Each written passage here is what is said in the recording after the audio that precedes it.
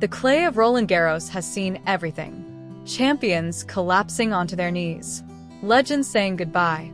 Teenagers becoming stars in a single afternoon.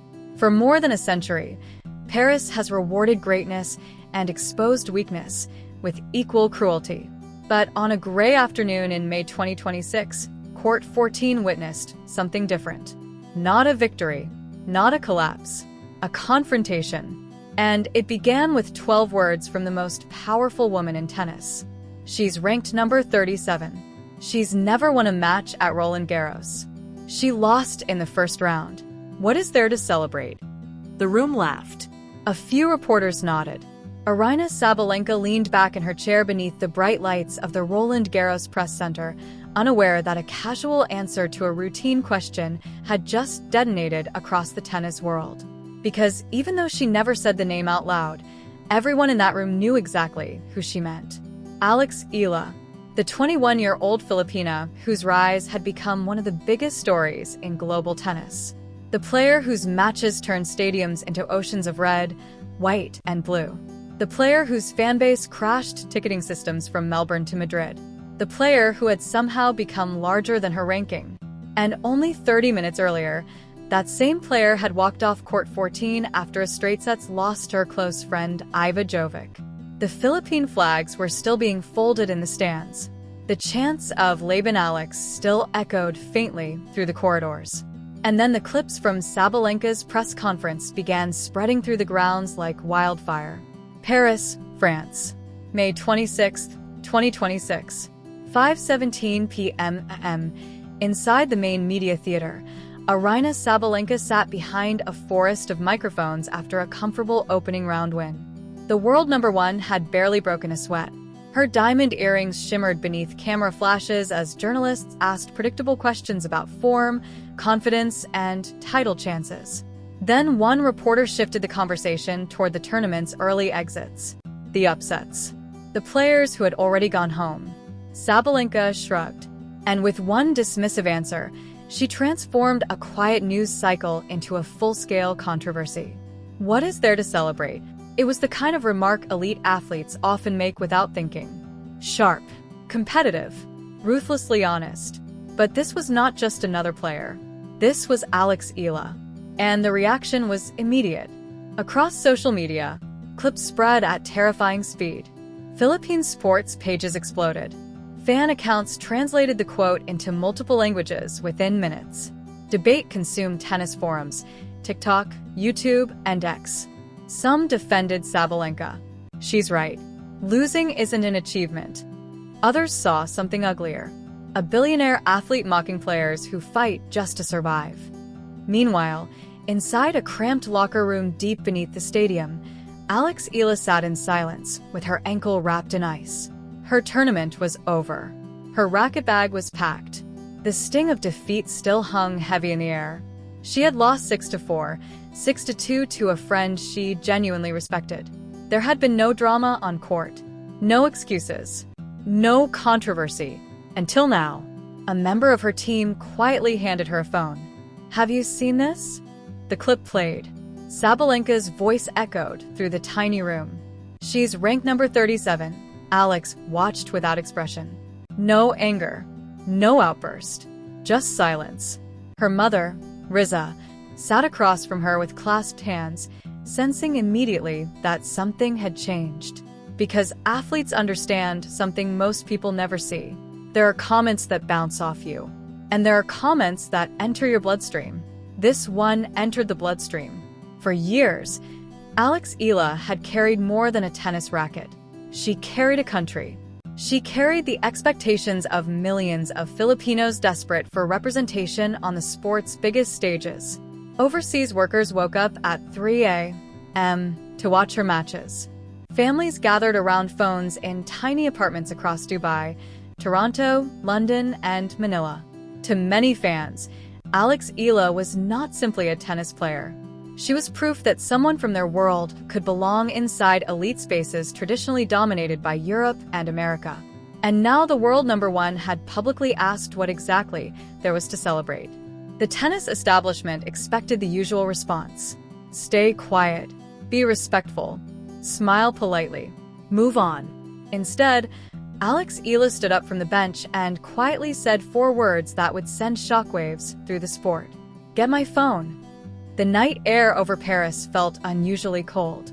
Hours later, inside a modest hotel room far from the glamour of Philippe Chatrier, Alex sat alone at a desk while her mother slept in the next bed. Her tournament credential rested beside a half-finished bottle of water.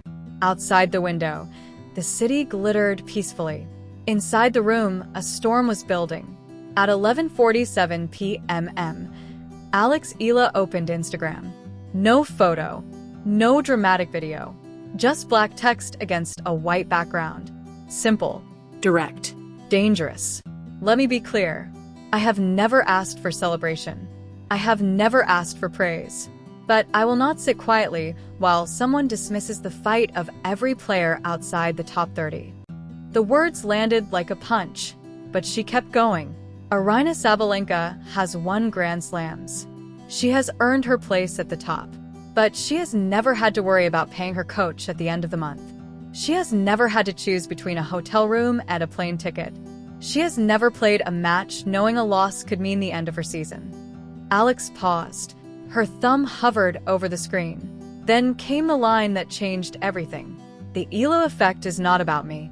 It is about the OFW's spending savings just to wave their flags. It is about every player outside the top 50 fighting just to break even. She does not have to celebrate us, but she should not dismiss us. Post. 11:48 p.m. The reaction was nuclear. Within minutes, screenshots flooded social media. By midnight, #EalaSpeaks was trending globally. Athletes began reposting the statement. Lower-ranked players quietly liked the post from burner accounts. Fans treated it like a declaration of war against the hierarchy of modern tennis. She said what everyone is afraid to say. Finally, someone spoke for the invisible players. This isn't about rankings anymore. Meanwhile, across Paris, Aryna Sabalenka's phone would not stop buzzing. Messages, mentions, notifications, headlines. By morning, the controversy had swallowed the tournament. Alex Eala fires back. Sabalenka accused of elitism. The class divide inside women's tennis. Even mainstream outlets with little interest in tennis suddenly picked up the story because it had evolved beyond sports. It was now about power, Privilege. recognition, respect. At 9:14 a.m. the next morning, Sabalenka sat inside the players' lounge staring at the headlines on her phone. Her coach urged restraint. Let it go. Focus on your match. But Aryna Sabalenka had never built her career by backing away from conflict. She called me out in front of the world, Sabalenka muttered. You dismissed her. Her coach replied calmly. The silence that followed said everything. Because deep down, even Sabalenka understood why the reaction had exploded. This wasn't really about Alex Eala losing in the first round. It was about the uncomfortable reality beneath professional tennis. The brutal financial gap. The invisible grind. The players outside the spotlight surviving tournament to tournament while the stars traveled with full entourages and luxury sponsorships. Alex Eala had cracked open a conversation the sport preferred to avoid. And now the world number one had been placed at the center of it. Sabalenka stood up, walked toward the window overlooking the Paris skyline, and unlocked her phone again. This time, she typed carefully. I have nothing against Alex Eala. I respect her fight, but respect is earned, not demanded. She paused. Then added another sentence. If she wants to be celebrated, she should focus on winning matches instead of writing manifestos. Post. The reaction somehow became even bigger. Now it was personal. Now it was war. And Alex Eala responded almost immediately. I never asked for celebration. I asked for respect. There is a difference. One day, when you're no longer playing, you'll understand. No emojis. No hashtags. No insults. Just a quiet sentence that somehow felt devastating. The tennis world froze. Because suddenly this wasn't merely a disagreement between two players. It had become a clash of perspectives. One player representing dominance, trophies, and the ruthless mindset required to become number one. The other representing struggle, connection, and the emotional reality of athletes still climbing the mountain. The next afternoon, Aryna Sabalenka walked onto Court Philippe Chatrier for her second-round match under suffocating media attention. Every camera followed her. Every commentator referenced the controversy. Every question circled back to Alex Eala. Sabalenka won comfortably, 6-2, 6-3. But inside the press conference afterward, the tension was unavoidable. "Aryna, do you regret your comments about Alex Eala?" The room went silent. Sabalenka took a long sip of water. "I don't regret what I meant," she said carefully. "I regret how it sounded." The journalists leaned forward. "I don't think we should celebrate losing. That's not the message I believe in. But I understand why people reacted the way they did." Another question followed immediately. "She says you dismissed every player outside the top 50.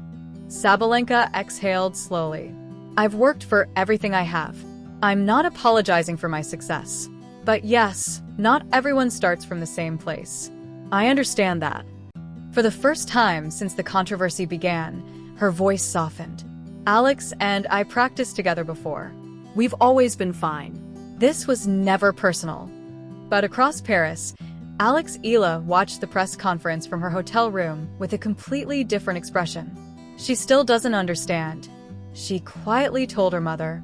Riza looked at her daughter for a long moment before answering softly. "Maybe someday she will." That evening, Alex Eala boarded a flight back to Mallorca. Her French Open was over. No trophies, no breakthrough run, no ranking jump. In fact, her ranking was projected to fall. But something strange had happened in defeat. Her connection with fans had somehow grown even stronger, because the Eala effect had never really been about scoreboards. It was about recognition, about people seeing themselves in her fight. Millions of fans did not care that she lost in the first round. They cared that she spoke for players struggling in silence, for athletes chasing impossible dreams without guarantees, for people who kept showing up even when the world saw no reason to celebrate them. Meanwhile, Aryna Sabalenka continued marching through the tournament, chasing another Grand Slam title. But every press conference carried the shadow of that exchange. Every answer became shorter, more cautious, more measured, because somewhere beneath the controversy sat an uncomfortable truth the sport could no longer ignore. What happens when a player who is everything publicly dismisses players still fighting just to survive? And what happens when one of those players refuses to stay silent? Years from now, people may forget the exact scores from Roland Garros 2026. They may forget who won the second round. They may even forget who lifted the trophy. But they will remember this moment. The moment a first-round loser forced the entire tennis world to confront the human cost hidden behind rankings, glamour, and privilege. And whether people agreed with Alex Eala or not, one thing became undeniable. She had stopped being just another rising player. She had become a voice. And voices are far more dangerous than rankings.